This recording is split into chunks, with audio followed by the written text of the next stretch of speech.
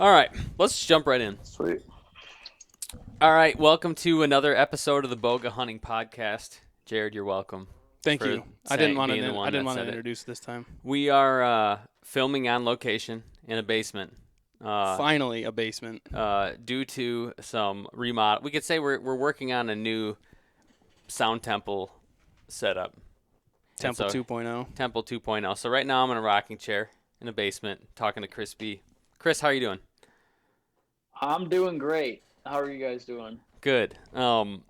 So I'm excited to talk to you about the shooting and everything you do. But I'm really most excited because Jared needs you really bad. Don't even He does. go there. For shooting? Yeah. So Don't. he does. He is. The kids would say that he's shook, but in reality, he has such a bad case of target panic. He false. can hardly hit the target. It's false. I've been watching him, and it's high, isn't it? Where you hold high. You know what? Why don't you explain? Yeah. I just recently switched from a thumb release back to an index release, Yeah. and it was just giving me the yips for like a couple shots, and he thinks that I'm all shook from the experience, which I'm not. Because I've gone back to thumb release and shot fine. Here's my what I think. You switched to a thumb release, and because this is what happened to me, I would switch to a different style of release when I had target panic. Yeah. And for a little while after I would switch, I feel like it would be kind of new to me, and I wouldn't have target panic. But then once I got used to it again, I would start punching again. I would always hold high. Yep. Yeah. Is that true? Is that how that kind of works? Yeah. So, target panic is something that everyone has it. Target panic is something that everyone has, and it just depends on what level that they have it at. Like you can have a super mild target panic that only pops up every now and again, like maybe once a year, twice a year, every other year, or right away when you first start shooting, and then nothing ever pops up again. Right. But everyone experiences some form of it. And everyone tries to fix it in their own ways. So like you already kind of mentioned, the famous one is just try a different piece of equipment, try a different release. And for a second, it distracts your brain from actually shooting because you're just focusing on that piece of equipment. So all target panic is you're afraid to hit what you're aiming at. You're afraid to actually try to hit what you're trying to hit. You're scared. It's 100% a scare thing, and like this goes really deep, and like this is a giant wormhole. Yeah. But in a nutshell, you're scared to hit what you're trying to hit. Why? So what drives your fear, dude? You know what? Yeah, seriously, this is a huge psychological deal. You're messed up. I'm gonna dude. put this whole conversation in a nutshell and just toss it away. Why? The only reason you brought this up, is because you had target panic so bad. Yeah, I didn't have it so bad that you went an entire round of shooting at a 3D course and almost missed. I would say 50% of the targets you were off. At my worst, and dude, I got so frustrated. I'm like, no, man. I can't. For some reason, I could not make my pin go low, and I just kept sending it, and it would do the thing where it'd skip off the back, and it's just like, it drives you crazy. Yep. And you're looking at me like you What didn't the believe heck, it, dude. Yeah, I was. Oh, it drove me nuts. Drove me nuts. You had a bad time, but Yeah. he just wants to bring it back up so that he doesn't feel left out anymore. No, I want to say I want to bring it up because you didn't believe it at first. You're like, you kind of thought the whole thing was BS, which A little bit. get woke. Read a book sometimes. Read a comic book or something. And second, you know what actually helped me? The clicker on my recurve. The clicker is a psycho trigger, or maybe if that's the right word. But I don't even think about drawing. I just look, and once I hear it click, I let go. Seems to work. Yeah. Yeah, target panic is all just psychological. I mean, there's no piece of equipment that fixes it. It's all about fixing your mind. So there's various different ways you fix it, but it all comes from very diligent practice, and not necessarily practicing at a target. Like you have to very strictly change your practice routines to cure it. Yeah. And I mean, there's various ways. There's no real one way. But yeah, you can't ignore it. If you ignore it, you're gonna hate shooting a bow and you're gonna quit. Yeah. You deal with it a lot? I've dealt with it before and fixed it. I sometimes experience what's called competition induced target panic. Ooh. Next level. That sounds fancy. So it's very, very minor. But when because I shoot competition archery, when I'm in a tournament situation, and it happens a lot with indoor stuff. So 20 yards, we're trying to hit like something very, very small, and it's just repetitive. You do the same thing over and over again. And in a perfect world, like when everything's right, you should be able to hit it every single time. Right. But it psychs you out. Your mind gets ahead of your body, and you just start like an anxiety, and you try to like take over your body, and you just start either aiming low or aiming high, and you can't break through that process and like aiming low like that much, But that's how low I was that high, only that much. That's fair. Yeah, but I mean, and then as soon as the tournament's over, as soon as the last arrow's done shooting, it's gone. Like you can't even try to fix it. Yeah. So it's like you're scared. In that case, you're scared of hitting it, but you're scared to hit it because you'll win, type thing. So it's got like a deeper, a second level or third level deeper into that. Scared to win. Scared. So what are you? Are you scared of killing something? I think it was from when I was in traditional archery, when I was still doing traditional archery. I was out practicing in the backyard, and I just barely skimmed the top of the target, and the arrow went deep into the neighbor's yard, and it's like a neighborhood. So I'm like, there's like kids playing back there, and I'm like, oh shit. Then I couldn't find the arrow, and I'm like, oh my gosh. So then once I switched those releases again, did it again, shot it to the side of the target, and that sucker was gone. And there's like a truck back there. I'm like, you know what? I'm just a little nervous shooting around the neyborhood, I guess. So. That's fair. I don't know if I told the story. I was at my brother-in-law's house, and I was messing with the what was the release I had? Like I think a Carter Chocolate Light. I think it was what it was called. And I was messing with like the sensitivity of it, and I wanted it real sensitive, and I did kind of one of these, and that's all it had. She gone. Like it sent up, and I just ran inside. This was years and years ago. I'm like waiting for like screaming or ambulance or anything like that. Nothing. I don't know if it stuck on somebody's house in their yard. It was horrible. Well, it's fair game. That's why, the Bowga Hunting Podcast are advocates of shooting safety, right? We're a pro archery safety podcast. We learned the hard way. The real reason I wanted to have you on, you're a well-known tournament archer, and you're probably the first person we've had on that shoots tournament stuff regularly. I mean, we're mostly talking to guys that hunt, which obviously you do a lot of hunting and did pretty well this year. But I want to start. You should see the buck. I was agreeing with the. It's big. It's a big. Where'd you shoot that big old buck? Kansas. Yep, the promised Kansas land. Monarch right there. It's right here. You're gonna have to get him. It's freaking huge. Yeah, it's freaking giant. Good grief. You love to see that. Holy crap. Did you get it scored yet? I put a tape on him at 187. Sounds about right. Nice, dude. Nice buck. I figured I'm right around like 180. Like, I don't know. It's so stupid. Like, I hate score. Right.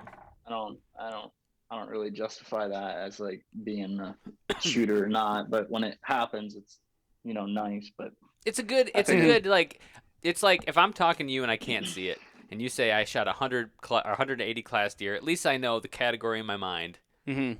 Yeah. You know what I'm saying? It helps me put a mental picture together. Like, dang. Yeah. But I mean, like, there's guys that will pass a 5-year-old deer that's a junk 8-point. Right. And I definitely You're would not talking do to that. those guys. Hey, You're not talking to those You're guys. in good I company. shoot a recurve, so yeah, there's Yeah. a different standard for guys Have like you me. seen our logo? Yeah, see these forked That's horns? Fork. That's what we call a forker. You know, Yes, you're sir. from Michigan. You know that's a Yeah. lot of what we're dealing with. Yeah. Michigan is just next level. Yeah. So yeah, that was crazy. but back to the thing. So tournament archery. You Yeah. shoot for team math. What is it? What's your explain your situation. Explain who you are, what you do. Yeah. So I have shot archery since I was like 6 years old. I'm 23 now. So I've been shooting bow a very, very long time with like no break in between. It's been like nonstop year round.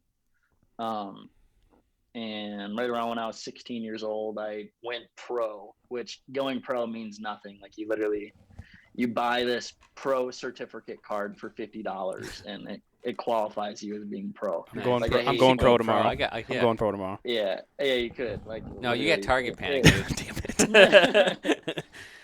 the anyways, that's another story. But yeah, so 16 years old, I started shooting in the professional division. So pretty much every tournament I shot in the professional division. So from then on, I've just been shooting and trying to grind it out. I had a lot of success in my youth division years. I won a lot of stuff. Went all over the world, went to China, South Africa, Taipei. Oh, wow. Shot in college, went overseas for shooting in college. Where'd you go to college? Michigan State. Attaboy. You're in Wow, great you guys company could right be now. good Go friends. green. Let's go white. And yeah, so did all that, shot collegiate for the team there, which was the shooting collegiate. It was great, but it wasn't my main thing. I did it because I went there. It was definitely like the professional thing. I would have done it regardless. But yeah, so I do that, and I originated from that. I've always hunted. My dad's a big bow hunter. So when I was 10 years old, I shot a 6-point with a bow. That was my first deer ever. Yep. And I've shot a deer with a bow ever since. So I've always, my roots are hunting, but right along with that is tournament archery. And I kind of got sponsors or whatever you want to call it, in the archery space. Sure. And then when I started hunting and filming, that kind of overlapped into that and kind of created what's today or whatever. Well, what's today though? You know, you're wearing the hat. Explain that. Yeah. Yeah. It's really funny how it all happened. Didn't really plan on doing anything. I really enjoyed filming and making videos just on my own time and whatever. And started making some videos for fun and posting it, and they got some attention. And actually, one of my archery friends just commented on how we were making them or whatever, and he's like, "You're just being like super real in the videos. Like it's just you guys are being fun and whatever." And he's like, last name's B, so it's like you're being real. And we were like laughing at it, and we were like, oh yeah. It's like, yeah, be real.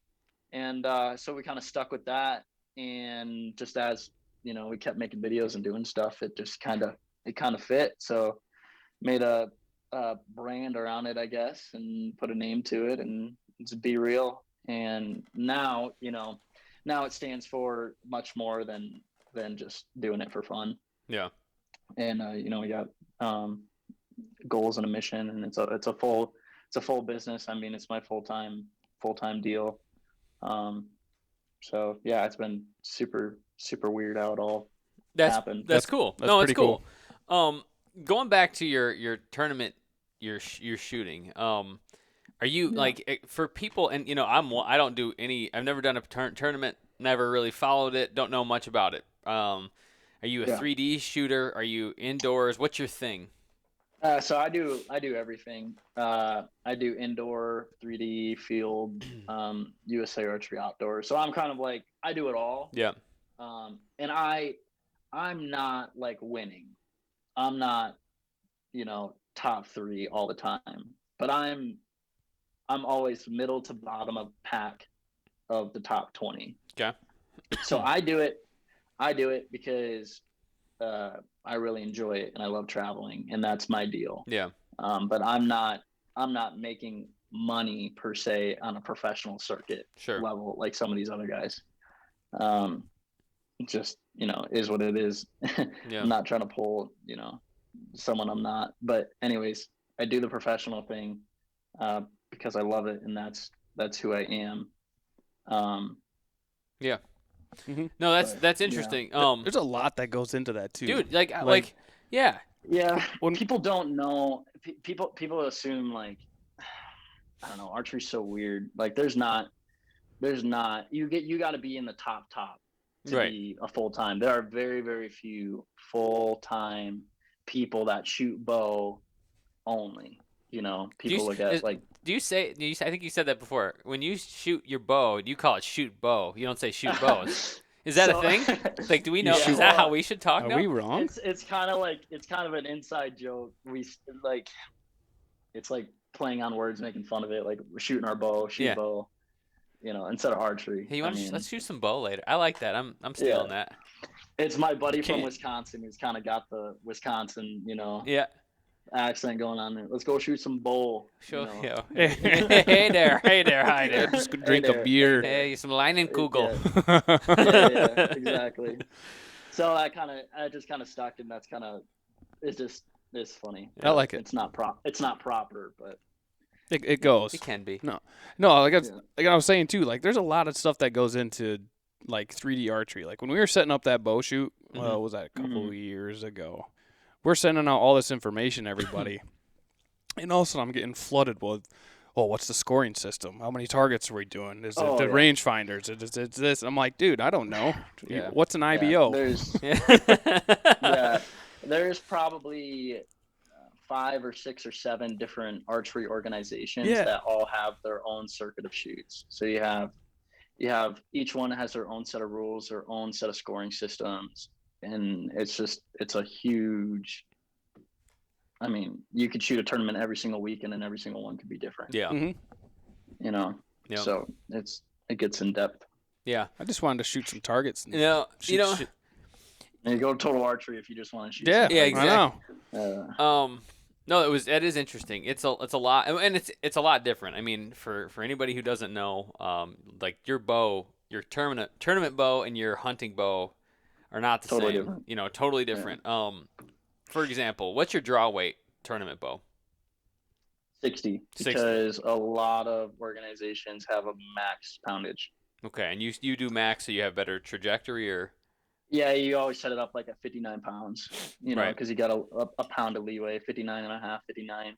Not all of them. So organization called ASA, which is the 3D shoot, which Levi Morgan, that's like what he does and he masters. They don't go off of weight. They go off of speed of the arrow, which essentially is like about the same. Like you could probably get 65 to 70 pounds with a medium grained arrow. Yeah. But for simplicity, I always just set bows up at 60 pounds. Yeah. Do you hunt at 60? No, I hunt. I mean, when I was shooting Hoyt, my last Hoyt was at 84 pounds, and just my VXRs and my VXRs and V3s are now at anywhere from 75 to 80. You got those young shoulders, man. Yeah, man.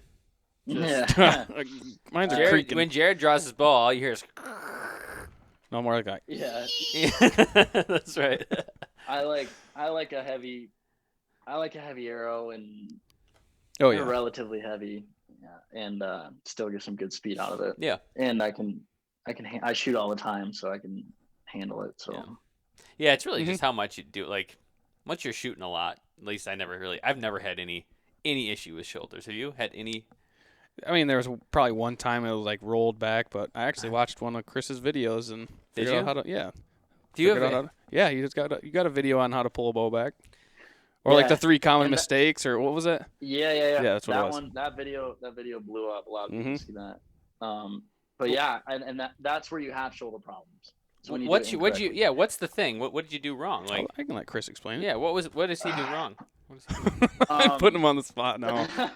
So I mean, a lot of people, it's hard to do it, like unless they're actually watching the video. But a lot of people come down when they draw like this. Yeah. And you're supposed to like come down on it and set your shoulder. You always keep your shoulder low. Yeah. And when you draw down, your shoulder's up high. They're doing it like this. Yep. So it's just, and it's more complicated than just that, really. But Sure. You never want to. You want to use your muscles and your tendons correctly without ever having them like roll over each other or stress out. Yeah. So if you do it correctly, and it's just all about muscle strength, then you know. Mm-hmm. Jared's pretty strong. Look at him.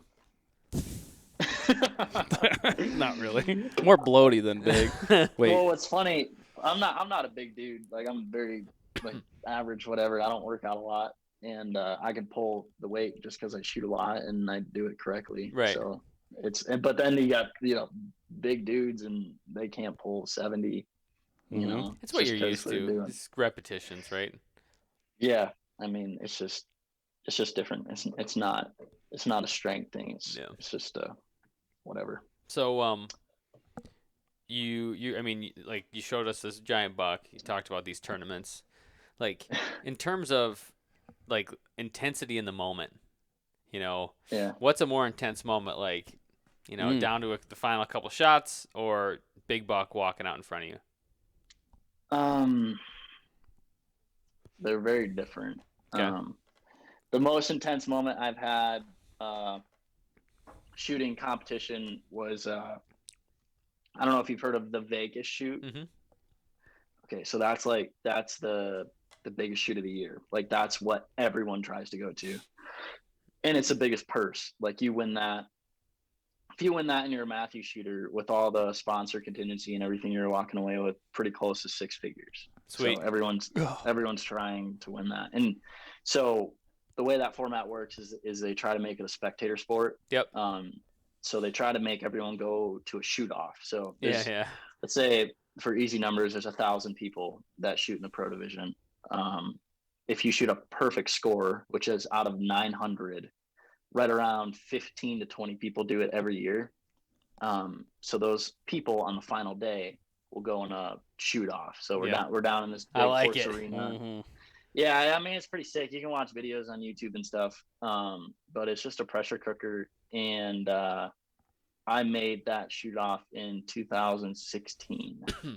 Okay. And that was intense. That was definitely the. Do they have announcers? But anyways. Because I feel like I saw, I was watching one with announcers, but it was with traditional bows. Do they have? Is that the same thing? That's Lancaster. Okay, yeah, it was pretty hilarious. Lancaster Archery Supply has their own tournament. That's like their own private tournament. They Gotcha. only have one, and that's their deal. So it's the traditional. Their statistics on their YouTube page, their traditional is way outnumbers the rest of the shoots. Okay. Which is kind of all the other divisions, but that's probably why you watch that. But Vegas, it's similar to Lancaster archery shoot, but it's just a novelty shoot, and that pressure. When you're shooting, you shoot in pressure a lot. Like, even your first arrow of your scoring round, there's pressure on it. Your last arrow of your scoring round, there's pressure on it. If you're in a shoot-off match, so we experience pressure a lot. So it's kind of a pressure that you can control to some extent. Yeah. A freaking buck just gets you like almost like an uncontrollable pressure, because you gotta make a good shot, but there's so much more going on than just shooting. Yeah, it's just the fact that it shows up sometimes. I'm just like my heartbeat is so loud, I know it can hear me. Kind of deal. Like, I get shook up. Like, I'll start shaking bad. Oh yeah. I don't really start shaking when you're shooting in a situation. Like, your heart rate goes up and your adrenaline goes up, but you don't quite get like shaky. Mm-hmm. Not till after. Not until after, yeah. Right after I shoot is when I shake. Yeah. Oh yeah, bad shivers. Yeah. So yeah, they're.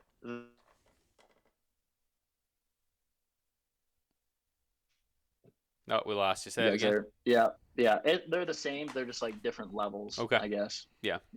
Different intensities. Yeah, that's interesting. So you go ahead. Yeah, you use this tournament. You launched your personal brand and Crispy and everything, or BeeReal. How's that going? Yeah.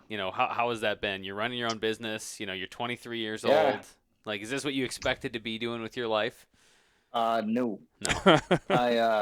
I kind of was. a kid that like went to college having like no idea Yeah. what to do. I kind of always knew I wanted to do my own thing, but I never quite knew what it was. I was doing when I was when I was still in high school. I started doing some like social media work, like within the industry. Mm-hmm. So through college, I continued that, and I was really thinking I would go down that route. Right.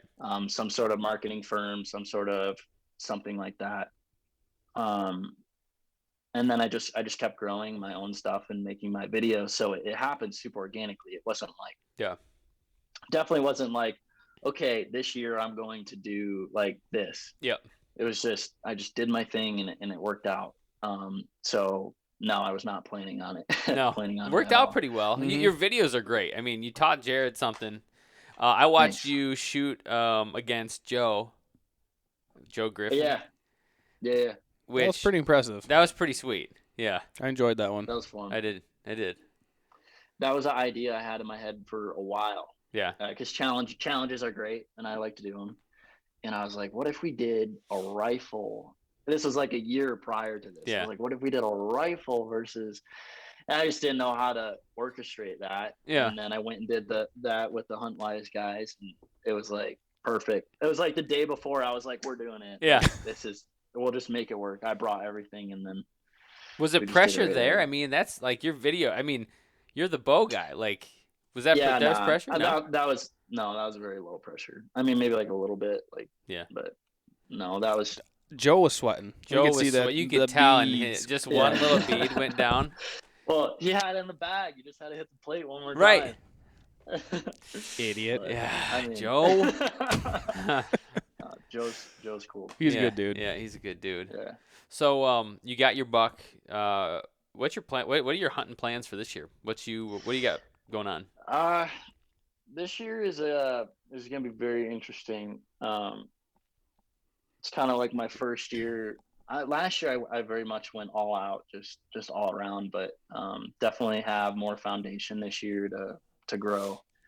So I actually, you guys know Mitchell Need? Yes. Oh yeah.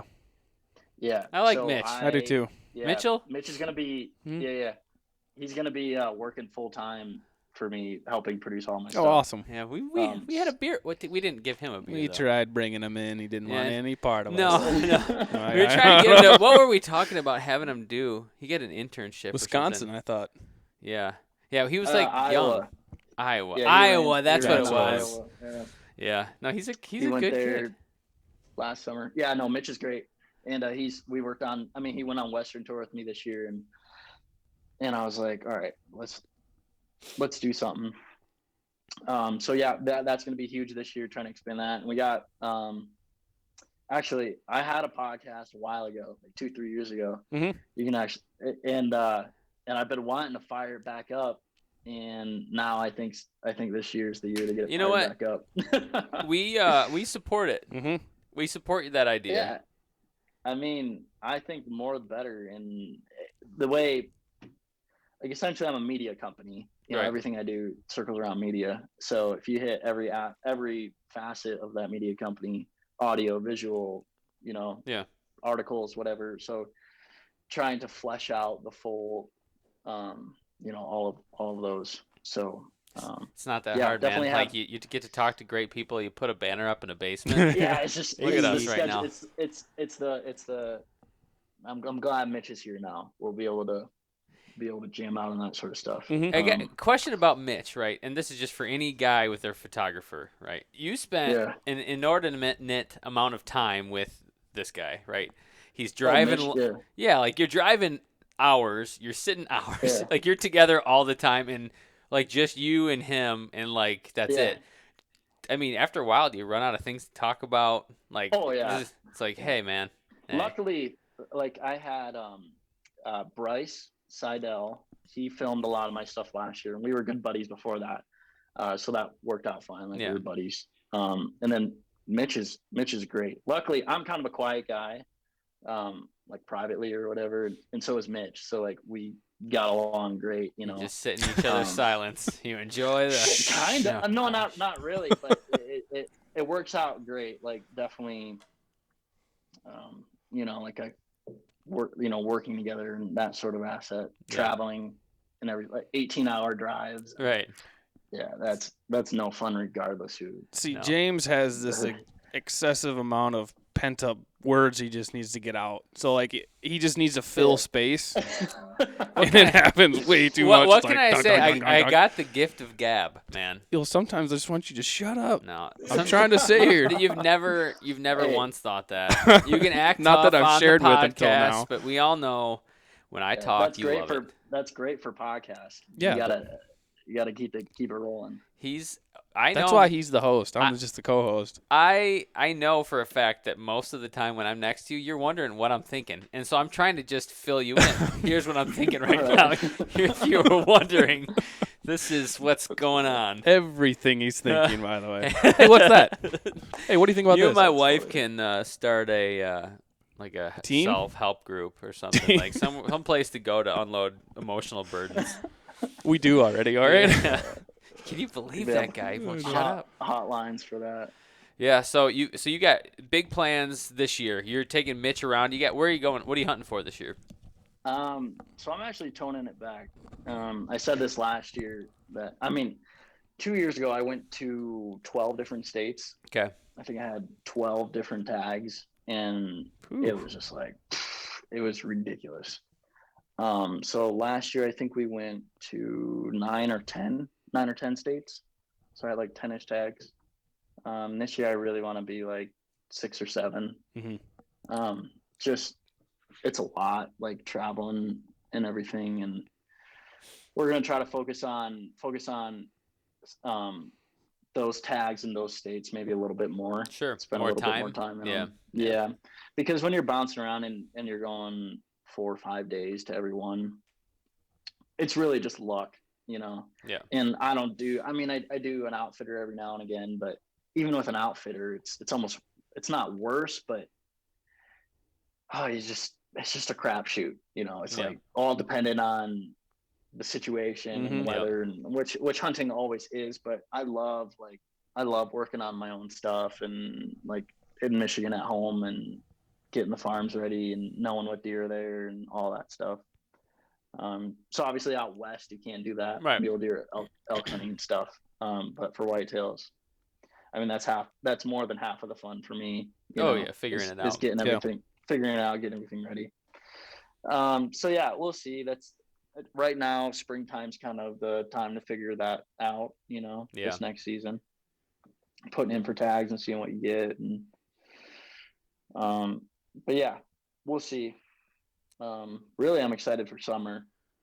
I got shooting. Hopefully, just expansion and videos and everything like that. Kind of the off season. Yeah, I like that. Off season stuff. Really, my content people love, and I love doing it. But like the bow builds and content along those lines, and that's summer. Yeah, that's summer stuff. Yeah, I like those. So, I like the bow builds and stuff you do. Those are good videos. They're helpful too. Mm-hmm. So you're focusing down your states a little bit. You're looking at doing some. You hunt in Michigan. Where are you at in Michigan? Not far from Lansing, just east of Lansing. Nice. Okay, not too far from us. East of Lansing. Okay. Yeah. You guys are over Grand Rapids area. Yep. Right. Mm-hmm. Yep. Yeah. So yeah, I hunt south of Lansing, east of Lansing. Yep.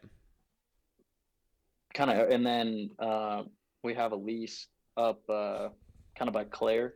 Oh yeah. Mm-hmm. Oh yeah. Yeah, we know Clare. We That's got cool. a lease up Cool there. spot. So I bounce all around in Michigan. You big trail camera guy? Yeah, but not insane. Yeah. I'll do my due diligence and figure it out, but I'm not like crazy about it. No. You want like 100 an acre or some stupid How thing? many do you throw out? What's reasonable to you? Like the main farm is 200 acres, and I'll have 10. Okay. That's fair. That's very fair. Mm-hmm.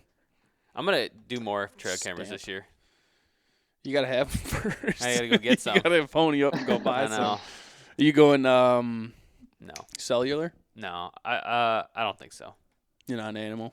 No, I just think that I don't know. I don't know what I think.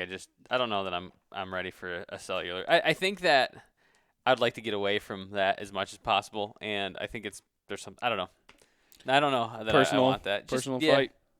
Yeah. Okay, You? that's fair. No, don't get me wrong. I like them shooting me photos. I will do it just because of the drive away from the public and the land that I can hunt. Yeah. It's not something I can go and regularly check. True. Mm-hmm.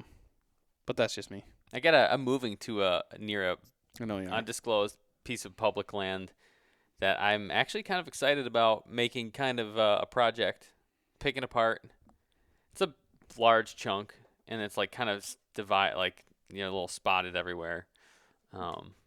So maybe I think that's why I'm planning on public land. So I'm gonna get a bunch of cheap cameras, something pretty Just cheap. throw them out. Yeah, just if they get stolen, just leave the card. If anybody is listening to this podcast and finds one of my trail cameras, just leave the card. Take the camera. Because last year I got one stolen. Actually, it was the first one I'd ever had stolen, the Exodus camera I had. That's right. And I just got it. It was my first time putting it out. Yeah. And it was gone. And I'm just like, if you just bring some tape with you next time, tape my thumb drive, whatever, to the yeah, just be a gentleman about it. And steal something. because I want to know, I want to at least know what came through. Have the camera. Although that one was a bummer. That was an expensive one. Hey, it's the Wild West out there, man. It is sometimes, but it should be more of a gentleman's game. That's why you got to tape the card to the tree. Yeah. When you leave, if you're a thief, do that. So all right. Well, Chris, I don't know. You got anything else that we got to talk about? What else were we going to cover here? Tournament, his brand. Oh, you make some cool parts for bows. Mm-hmm. You make some cool things. You want to explain some of the things that you put together? Yeah, so UltraView Archery, like my best friend, started the company 4 years ago. We along for the ride, I guess, as it's grown to what it is. So with that, we kind of partnered together on some branded products, I guess. Yeah. So we came out with my switch to Matthews.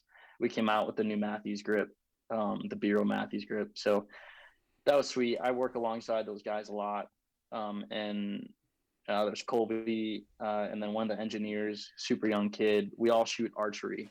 So we're all like this community that grew up shooting archery together. Yeah. And now we're all going on this endeavor to make some archery products. I like it. So yeah, that's super awesome that we can work on that. And the grip's been like a huge success. We kind of turned everything that we wanted in a grip and just made the perfect grip, essentially, because Matthews always had an okay grip, but with the focus grip there was tremendous improvement. No one really liked the focus grip, and then the new grips, it was good, but there was definitely improvements, and we just made improvements on it and how we wanted it, and so did the people. So it worked out good. It's different than those Matthews, those big wooden ones they used to have, Oh, the wood ones were. Yeah. I mean, it's all dependent on your shooting style and everything, but there's a couple key things that you need. You need, first off, to feel good. Then you need some rigidity. You need some texture on it. You need a shelf so you don't cut your finger off when you shoot broadheads, and it keeps your finger in the same spot. And then we just did our couple little tweaks on it that we felt were needed, and that was a grip pretty much. Yeah. So we and what's great about them is like we worked on several different prototypes, and I shot them, and we all shot them, and made exactly what we wanted. So yeah, it's cool compared to a bigger company or something that maybe they got a direction that they know they're going in. And UltraView, we kind of just do what we want. You just go where you want, where you feel the need, and well, that's a lot of times how you come out with those pretty innovative things, because you're not really driven by anything other than whatever you really want to make. You know. Yeah. We got actually something really cool coming out this Friday that we've been working on. When is this going to get posted? When is this posted? Next week, I believe. Or no, Thursday? Not this Thursday. Archery. Is it this Thursday? Mm-hmm. It's going out this Thursday.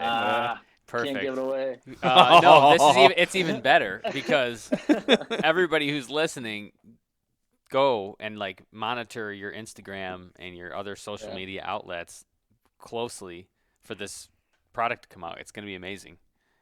Yeah, it's cool. It's actually it's been a culmination of the existence of UltraView, kind of a product we've been really working towards and envisioning. So it finally all came together, and it's pretty sick. So for the hunting world, for like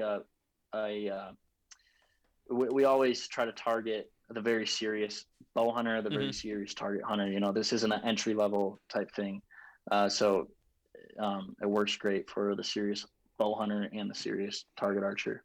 So now I know at the beginning of this podcast you said a piece of equipment is not going to fix your target panic, but is this a piece of equipment that's going to fix Jared's target panic? No, it'll probably make it worse. Dang it.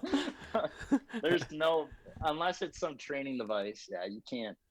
There's always, the example that I always use is you always see the young kid joining archery, joining the club, and their dad wants everything for them to make them successful. Yeah. So they'll go buy the most expensive stuff. Yeah, you know, like just deck them out completely, and that's probably the worst thing you could have done. Right, exactly. You know? So my when I got my first bow, I was told I couldn't have sights. It was an old PSE Nova, PSE Nova. Yeah. And no sights, and I shot with a 3-finger tab. And I was told, if you could just I'm not getting you all these things. If you're like, you know, just shoot this, and like if it works, then you can keep doing it, you know. Yeah. So then not even. Go ahead. No, then I saved up, threw a sight on there, and then you know down the line I owned like 50 more different bows over the course of a couple of years. So, but yeah, that's I think you're right. Yeah, and I think you understand and learn stuff better when you're not overwhelmed with a bunch of equipment. Right. The most important part is understanding the fundamentals and understanding how to do it correctly, and then you grow into it. Because when you have a Ferrari and you don't know how to drive one, is it cool? Yeah. Right. You just gotta hit the gas. So cool, like and fancy. Yeah. But you know, it's you don't know how to use it. You don't know how to use it properly. Like you wouldn't go street racing with it. You won't appreciate it for what it is. Clearly, you don't know who I am, though. Right. You know, it's just that's right. No, it's like you won't appreciate it. Car guy? Yeah. Are you a car guy? No, but you know, I'll say this: Jared has owned a lot of cars. I have, man. Since I've known you, you've owned like 24 cars. Since we're on the topic, I had an '85 Crown Vic. That thing, great story of that. I would just regularly run into his car with we went to high school together, played soccer and stuff. So I'd practice. I'd just ram into the back of his car all the time. Thing was built like a tank. Yeah. Oh, jeez. I had a 92 Geo Tracker that I got totaled in. Chevy truck just nailed me on the side. Yep. I had a 94 Ford Ecoline van with the 4 captain's chairs. Shaggin' wagon. Yep. TV in the center. Nice. Yeah. Oh, yeah. Nice.